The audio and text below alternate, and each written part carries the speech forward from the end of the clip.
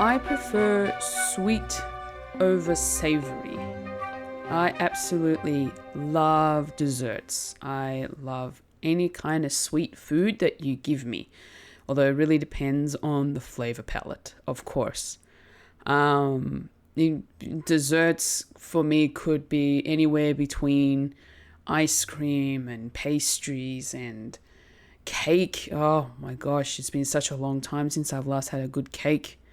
I also really love a good chocolate mousse, and I will also try all sorts of different sweet foods, whether they be healthy or unhealthy desserts. I will eat it at least once, and if I don't like it, that's fine. At least I can say that I've tried it. Probably the reason why I decided to bring it up today is because I decided to order some dessert through Uber Eats, and I came across a local suburban dessert bar, and I bought some yummy cannolis, and I got one of each flavor. So I got a chocolate custard, a vanilla custard, and a ricotta filling for my cannolis because I wanted to try each of them out. I also bought a chocolate mousse, which I haven't eaten yet, although by the time this podcast comes out, it's probably gone. I really, really liked the cannolis. The cannolis were really, really delicious. I think in terms of maybe rating the cannoli flavors, surprisingly, I'm going to say the chocolate cannoli tasted really, really good.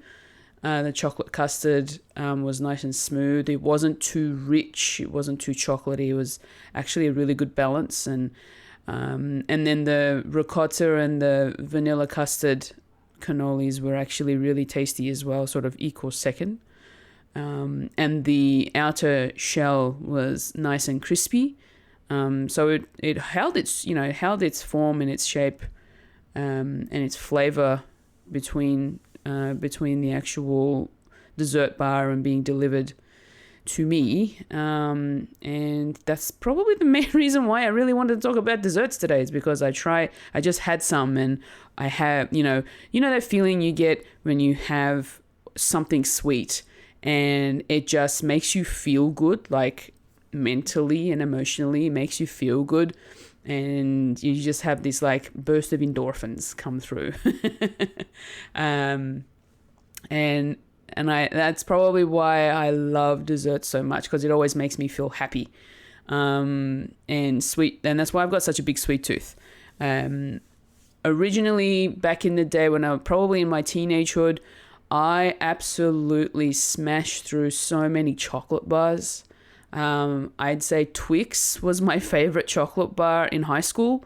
It was the main one that I would always buy from my canteen or from the vending machines. And it was always a good treat to have at lunchtime whenever I had a few extra bucks, in terms of like pocket money. And then I think maybe going into my 20s, I've had a good variety of different types of sweet food. But out of all sweet foods, I will eat cake. Cake is my favorite sweet food. And it really depends on the cake though. I've had so many different types of cakes in my time, especially, with different like birthdays and weddings and other celebrations and other events that serve cakes. Everybody has a different taste when it comes to cake. And for me, I'm happy with just a regular vanilla sponge cake with a good custard filling. Cream filling is good too, but sometimes cream filling gives me a bit of a tummy ache, so that's why I prefer the custard filling. Plus, it has this really nice vanilla-y creaminess to it, and I just absolutely love vanilla custard. I will speaking of vanilla custard, in the last few weeks, I have been devouring through a tub of vanilla custard, and I eat it like it's fruit yogurt. That's how good it is. And I know that I've also found myself going through the creme caramels and the panna cottas. So vanilla custard is definitely my favorite type of topping or filling for any kind of dessert. So obviously the cannoli was the custard filling, then custard filled cakes, profiteroles. Oh my goodness, just give me a profiterole with vanilla custard any day. I haven't eaten a profiterole in a very long time, actually. It's been a long time. But going back to the cakes, I have tried so many different types of cake. Probably haven't tried every kind of cake because there's so many different varieties. I've had chocolate cakes. I've had your regular sponge cakes. I've had wedding cakes with that awful fondant. Oh my goodness! I always peel off the fondant when I'm eating wedding cakes. Because I don't like that almond flavor, that marzipan flavor is. Ugh. I don't know. For me, my taste buds when it comes to the fondant and the marzipan, it just, I don't know how to describe it. For me, it just tastes. It doesn't even taste like food to me.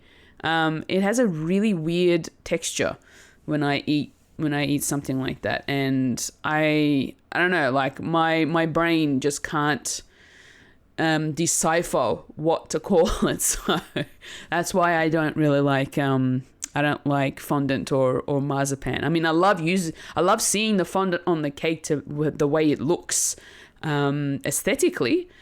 Fondant is really cool for making a cake look really beautiful, but unfortunately, it doesn't taste that nice. What other cakes have I had? I've had those Swiss roll cakes, the roulades.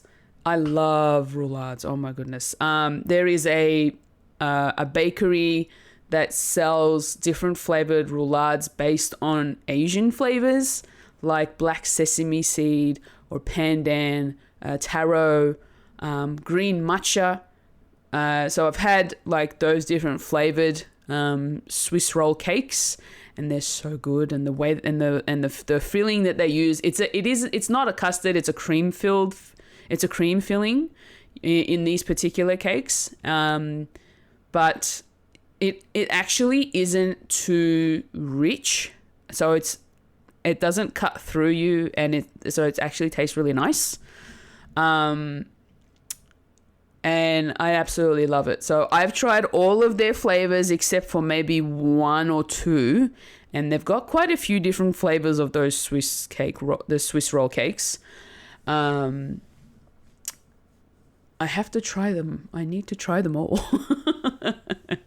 Every time I ordered from them or I bought the Swiss roll cakes from them, I always end up buying two at a time, because they're like, I think they're like $15 each. But my goodness, like, it tastes so good. I can eat them all day, every day. For those of you who are listening and are from Australia, Bonbons Bakery, go there, try their Swiss roll cakes. They're really, really good. If you like those Asian flavors, you'll really like those cakes. They do also like other different types of cakes. Like they make, I think they've got like special order cakes as well, like for birthdays and celebrations. And they also have like little slices of desserts in their display case. But what Bonbons is really known for is for their pastries. And my goodness, do they have some good pastries. Every morning on my Wednesday shift at work, I will always go down there during my tea break to get myself a coffee or a V, which is an energy drink, and a croissant. Their croissant is really, really good. It's nice and flaky, it's buttery, and it's just delicious. I absolutely love their croissants. Now, croissant, you wouldn't think of it as a sweet or a savory because you can use it either way. Like plain, if you're talking about a plain croissant, plain croissants can be used in a variety of different ways. So you can have it sweet or you can have it savory. And I know I've had it both ways. So I have had chocolate croissants. I know I've had toasted croissants that have like cheese and tomato, or cheese and ham, and oh my goodness, even that, like as a savory dish, it's actually really tasty. But I will eat my croissants plain, and I know that just sounds boring, but if you can eat a plain croissant without a need for a filling, you know it's a good croissant. That's why I will always go to Bon Bon's to get a plain croissant every Wednesday morning. It's not good. It's actually not good for me, but I'll eat it anyway. There is another place in Melbourne called Loon, which is another. I'm not sure if it's more. I think it's more of a bakery than a patisserie. But then again, the only things that they actually bake is like different variations of croissants, and other pastries. And usually they are sweet. Now, I've never actually been into a Loon croissant. I've tried visiting one many years ago in their first store, which is in Fitzroy. And unfortunately, that time that I went to that particular Loon, they were closed by the time I got there, and I was not happy about that because I was really looking forward to it. And that was my first discovery about Loon, and about the fact that their pastries are so good, they sell out really quickly. So if you're not there in the morning when they sort of first open up, you're gonna miss out. So it's almost like you need to be in the area at the time that they're open to experience the amazingness that is the Loon pastries. One day I will go there, and one day I will taste their croissants, and I cannot wait for that. It'll happen, I promise you. But we're talking about sweet food. Obviously, croissants can, like I said before, it can actually go either way, sweet or savory. Speaking of pastries, I am brought up in a Turkish family, and my mum is an amazing cook. And her baking is absolutely the best. Like, I know everybody's got their own parent that does the best cooking or baking in the house. In this family, my mum is absolutely amazing when it comes to baking, and she actually enjoys baking. I know that the baklava that my mum makes, it's absolutely amazing. A lot of baklavas that most people would have tasted from Middle Eastern or even Greek cafes, because I know that Greeks also make baklavas as well. But mostly in Middle Eastern cafes or restaurants, they will serve baklava, and in a lot of Turkish households as well. And most of those type of baklavas, they are usually drowning in the honey syrup that you put on top of it. My mum will make the honey syrup, but she actually doesn't use a lot of it. So she pours enough that it will soak in that flavor into the pastry, but it's not so much that it's like that there's a pool of it at the bottom of the tray.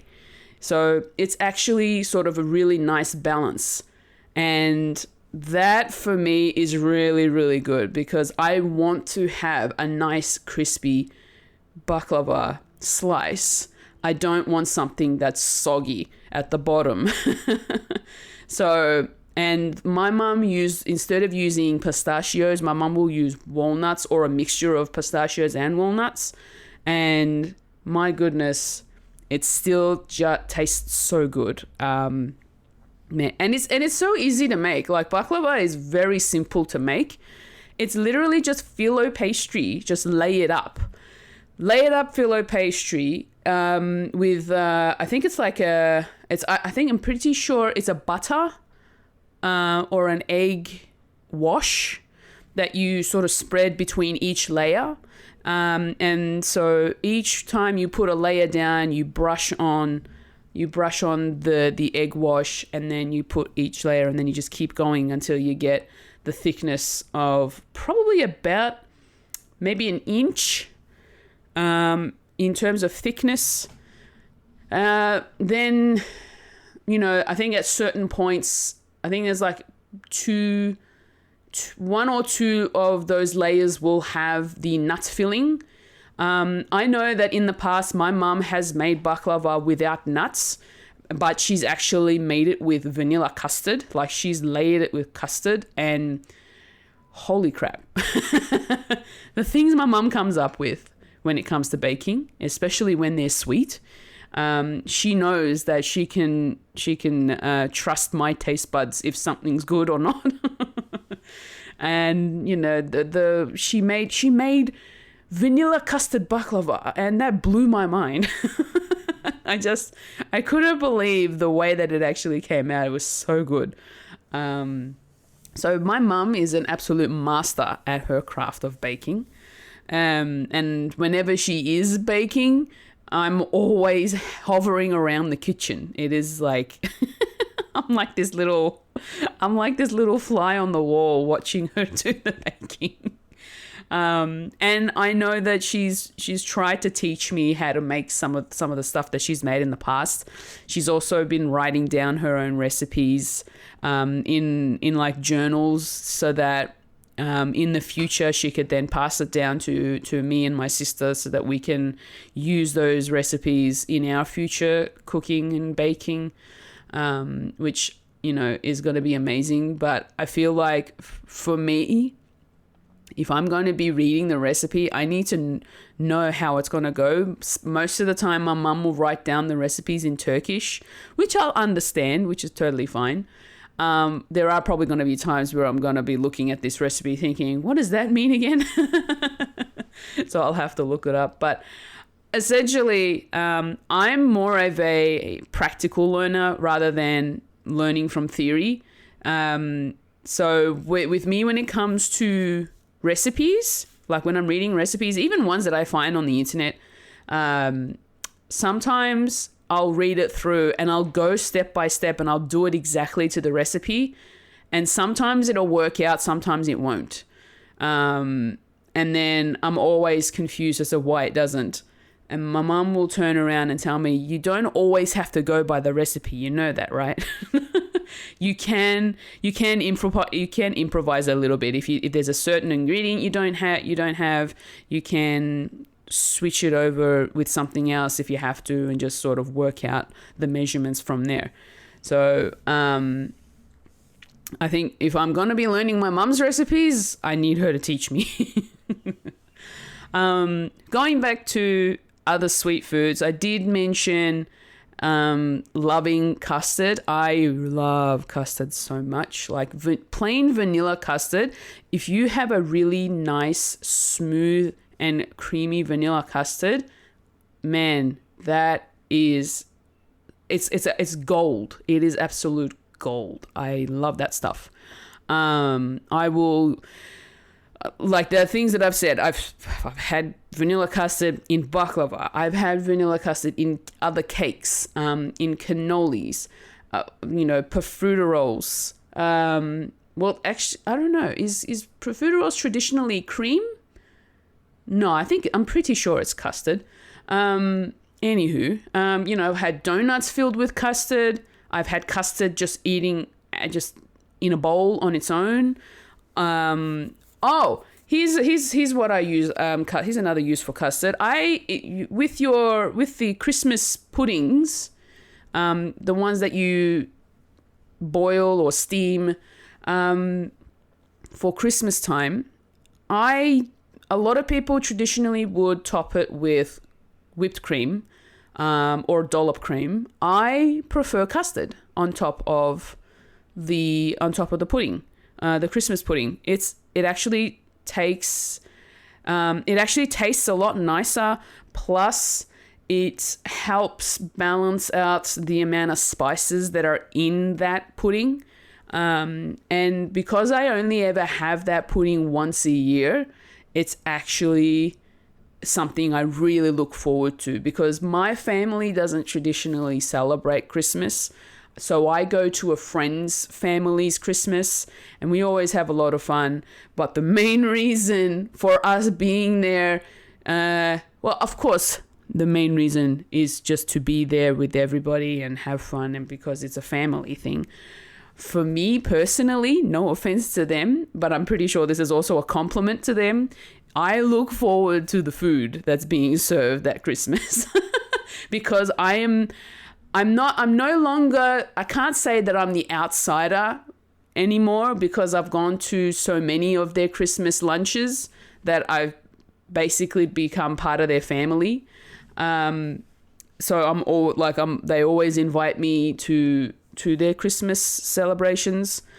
But the food that's always served at Christmas time for their lunch is always my favorite thing that I really look forward to, because it's only once a year. I always make sure that I'm ready for it. And the Christmas pudding is my favorite part. I absolutely love the Christmas pudding, and I put custard on that, and because it tastes so much better than cream. So that's another thing. There are non-traditional desserts that aren't so sweet either. And kind of hard to sort of think of some of them. Plain croissant being one of them. But there are desserts out there that aren't so sweet. But because the topic today is about sweet foods, I'm going to also mention the fact, just the general processed sweet foods that you buy from your supermarket.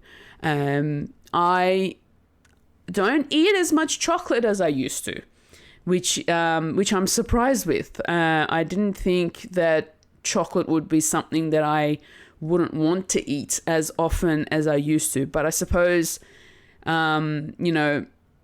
as we grow up, our taste buds sort of change, and our wants of what food our body wants to consume also changes. And for me, I've noticed that I've been eating a lot more savory than I have sweet. But I still love my sweet food. And I know that, and this is a little bit this is something that is always discussed, or, debated, I should say. I will always have my dessert after my main meal. So if I've had lunch or if I've had dinner, I will have something sweet afterwards. Savory before sweet. There are times where sweet will come before the savory. Like, for instance, if I go to the cinema and I have myself popcorn and a choc top, which is what I always order every time I go to the cinema, I will always buy a tub of popcorn and a choc top ice cream. I will always eat the ice cream first, because I know that if I don't eat that first, it's going to melt, and I know that the popcorn will stay warm for a good amount of time, and I'll be fine with that. So in that instance, I will have my sweet before my savory. There are also times where I will have my sweet with my savory. And there are people out there who are probably confused by this thought, but some of you out there probably know what I'm talking about. I don't know if this is a very Mediterranean or very Middle Eastern thing to do, or maybe it's a Turkish thing to do. But ever since I can remember, I absolutely love having watermelon with feta cheese. That sweet with the savory together. You know, you've got the sweetness from the watermelon coming through, and then the saltiness from the feta cheese sort of balances it out, and it just tastes so nice. I love it so much.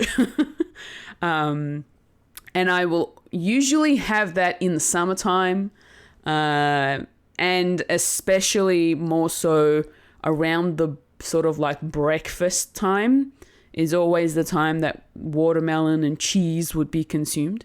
So I know a lot of you are probably thinking that's really weird, but here's another thing I also do. I will go and get myself a Macca's or McDonald's. If for those of you who don't understand what I'm saying, here in Australia, we call McDonald's Macca's. That's our shortening version of it. I know those of you over in North America are thinking, no, but McDonald's is Mickey D's. No, we don't do that here.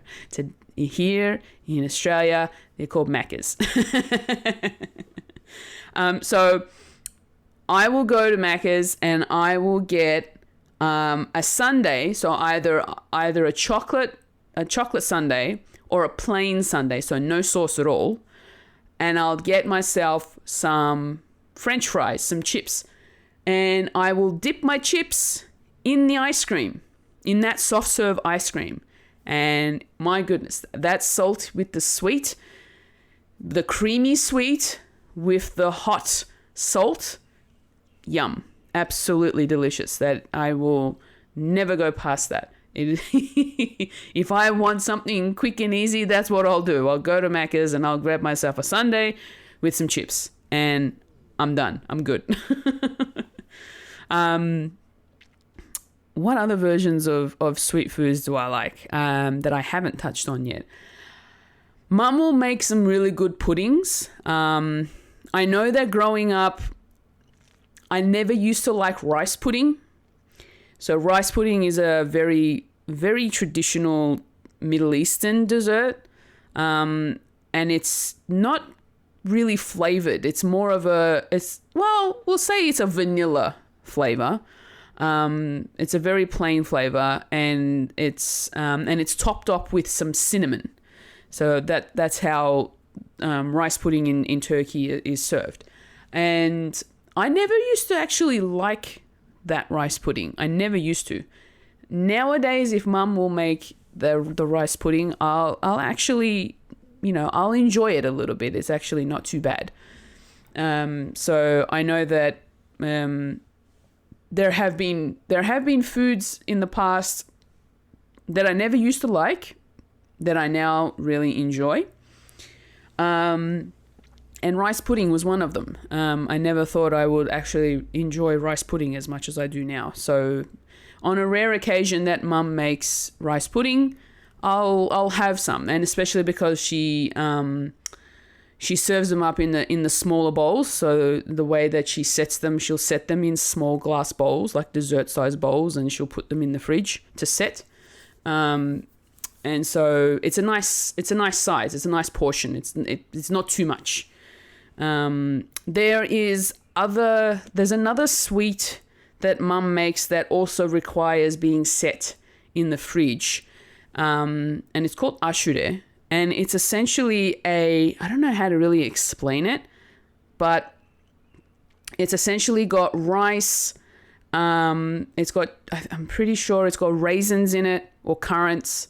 And it's mixed in with some spices. And it's a spicy type of sweet dessert. And it's kind of a variation of the rice pudding, but this one is not technically a pudding because there's no milk in it. There's no dairy products in it. And that one also has some cinnamon topped off as well. I don't particularly like that one. Mum usually makes that for Dad when Dad feels like something sweet.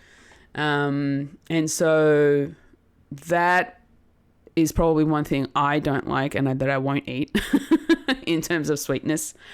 Here's another flavor that I don't like. I'm not a fan of licorice. I despise the smell, the taste, the texture. I can't do licorice. So when there is something that is licorice flavor, it's very hard for me to get past that flavor, because most of the time it overpowers the food that it's in, like especially if it's in a dessert of some sort.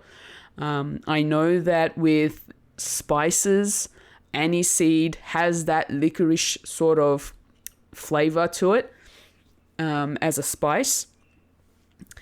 And I know that I love chai lattes, and I buy the loose chai from T2, and when I look into the tin or the packaging, I can see that there are aniseed in there, and cardamom as well, cardamom pods in the chai mixture. That in itself is okay, because the chai, because it's also, you know, black tea leaves and other spices that are in there, like cinnamon and stuff, it actually balances out really nicely, and they don't actually put in too many of the aniseed. What are they called?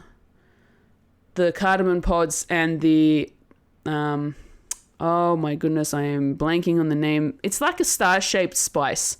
I'm pretty sure it's aniseed, but I could be thinking of a different one. But anyway, chai lattes can be made very sweet.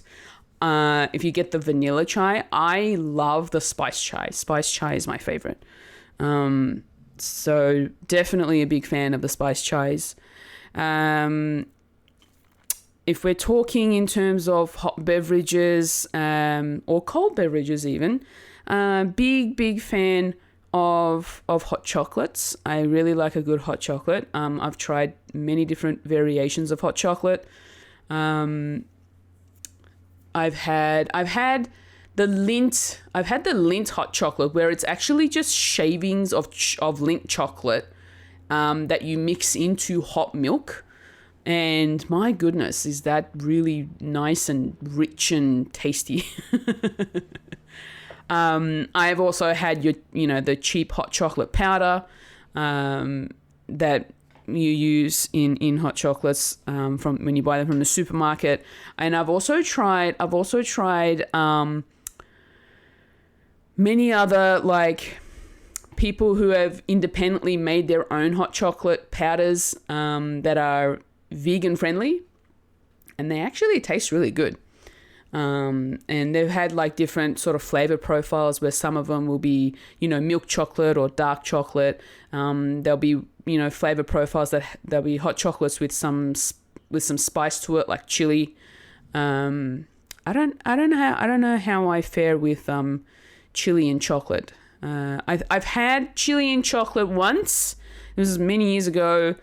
I had bought an artisan chocolate block that was milk chocolate with jalapenos and goji berries. I can't remember what it was, but I know that there was jalapeno chilies in it, like dried, in the chocolate, and it actually tasted really nice. Like the chili wasn't overpowering, and it just tasted really, really good, and I really liked it. Look, if we're going with traditional sweet foods that are grown, like fruit, like I said, I really like watermelon. And out of all of the melons, I think my favorite is honeydew out of all the melons. So, you got the honeydew melon, which is the green flesh, and then you've also got the rock melon, which is the orange flesh. There is another melon, but I don't know the name of it, and that one's got a yellow flesh to it, and it's actually really sweet. And then you've got your watermelon, of course. And so out of all of them, watermelon is a nice basic melon to have. I actually really like watermelon, but I think out of all of the melons, I do like honeydew. If I feel like a sweet melon, and if I want something that's not too sweet but is still kind of there in terms of its textures, it was similar to the honeydew. I really like the rock melon as well. Growing up, I loved apples, especially red delicious apples. They're nice and red and crispy. Like, they have to be hard and crunchy for me to eat an apple. I don't really like eating apples that are soft. I like eating crunchy apples because I know when you bite into it, the juice just sprays and you can, and as you're chewing, you just get that crunch, and it just, I don't know. It just, that for me is like the best ever feeling, to be able to bite into a crunchy apple. I don't mind Granny Smith apple if I'm looking for something that isn't too sweet, but I know that Granny Smith apples can be kind of sour, so that's why it's always used in apple pies. And I do like a good apple pie. I've tried making apple pies, an apple pie in the past, and it's worked out all right. But I'm not sure how well I did with the pastry. But anyway, I don't mind baking. Baking's fun. Cheesecake. I know I'm going all over the place when it comes to food. This is just how my brain thinks. I'll go from one thing to another, and then it'll just keep rolling on. Cheesecake. I never really liked cheesecake growing up. And in the last, I don't know, maybe 5-ish years, I've really started liking cheesecakes. Probably not so much the continental cheesecakes. I love a good New York baked cheesecake, or a no bake cheesecake. No bake cheesecakes are really nice. And I made my own cheesecake a few years ago, where I put some food coloring on the top so it wasn't so plain white, and just sort of swirled the top and made a pattern, and it kind of looked like, like a swirly galaxy of sorts. So I felt very creative in the moment. But I absolutely, I won't say that I love cheesecakes. I like cheesecakes. It just really depends on the cheesecake. But if we're going in terms of other types of cheesecake, Black Forest cheesecakes are really nice, and they're a baked cheesecake. I know that our cheesecake shop has Black Forest cheesecake, and it's so good. That's usually my go-to cheesecake whenever I buy from there, from the cheesecake shop. Man, there's so many sweet foods out there that I am probably blanking on right now, and I've probably tried a few others that I either didn't like, so I probably popped that aside. That thought has gone. Or or just cheesecakes, or any kind of other sweet food that I'm thinking of. There's just so many out there that I think this is probably a good time for me to wrap up, because I am making myself hungry thinking about sweet food. Even though I just had some sweet food earlier. Those are my thoughts on sweet food. Let me know what your thoughts are on any of the sweet foods that I've mentioned, or maybe let me know what is your favorite sweet food. What is one of your favorite sweet foods? What is a sweet food you've always wanted to try? Just anything. Just give me your thoughts on sweet food. Let me know in the comments. Also would really appreciate it if you would give the podcast a review, and just let me know what you think of the podcast itself. If you're really enjoying it, something I might need to improve, just let me know. You can listen to the podcasts over on Spotify, Google Podcasts, and on Apple Podcasts. And I know that on Spotify and on Apple Podcasts, you can chuck in reviews. So I'd be much obliged if you could do that for me, please. Thank you. So thanks for listening. I hope you enjoyed the episode of The Many Thoughts I Have. If you'd like to check out more of my content, you can watch me stream live at twitch.tv/foolishfuji. I also have videos available to watch over at youtube.com/foolishfuji, and you can also follow me on Twitter and Instagram. I'll have all these links in the show notes, and remember to look after yourself and your mental health, and I'll chat with you next time.